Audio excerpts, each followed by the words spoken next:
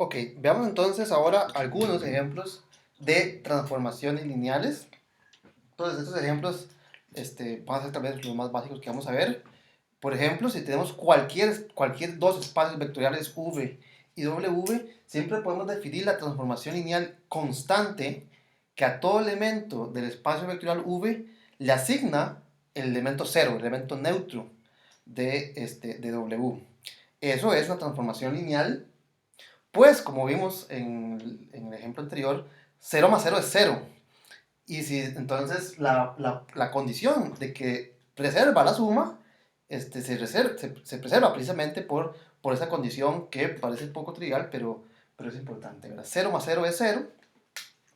0 más 0 es 0. Y además, alfa por 0, para cualquier escalar alfa, también es 0. Entonces, si ustedes verifican la condición de separar sumas y sacar constantes, estas dos condiciones se traducen en que esa función constante es una transformación lineal. Y más importante, esta es la única transformación lineal que es constante, ¿verdad? Es la única transformación lineal constante. ¿Qué quiero decir por eso? Si existe una transformación lineal que es constante, digamos, T de V es W para todo V, entonces se tiene que cumplir que ese elemento constante de W es el elemento neutro. Recordemos que, como dijimos en el video anterior, la imagen de 0 tiene que ser 0.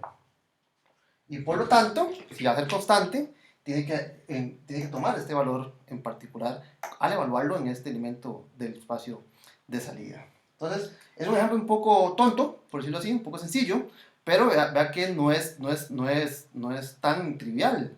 Es la única transformación lineal constante. Otro ejemplo, este ejemplo lo podemos definir entre cualesquiera espacios vectoriales iguales, ¿verdad? V y W, en este caso son el mismo, el espacio de salida y el espacio de llegada son el mismo espacio. Y podemos entonces definir lo que se llama la transformación identidad entre V y el mismo, como la función que a un elemento lo envía a sí mismo. Bueno, y es claramente trivial verificar que esta definición respeta la estructura de espacio vectorial. En este caso no está haciendo nada, no está cambiando en ninguna forma el espacio vectorial y por lo tanto preserva la estructura.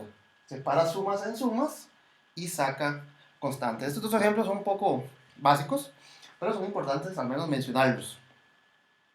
Un ejemplo un poco distinto es si consideramos el espacio vectorial de todas las transformaciones, de todas las funciones de R en R que son derivables. Entonces, recordemos rápidamente que este conjunto es un espacio vectorial. Si yo sumo dos funciones, lo que obtengo es una función de R en R y significa fácilmente que esa función también es derivable. Lo mismo con las constantes. Entonces vea que si tenemos este espacio vectorial, puedo definir una transformación lineal de él mismo, de V en V, de V en sí mismo, que a una función f le asigna su derivada, que aquí denoto como f'.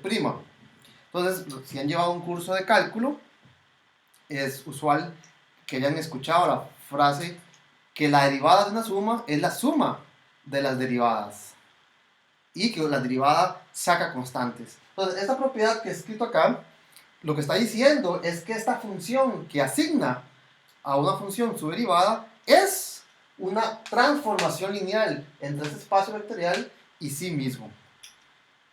Entonces es un ejemplo, tal vez, donde hemos escuchado este concepto, esta idea de preservar la suma y la multiplicación escalar.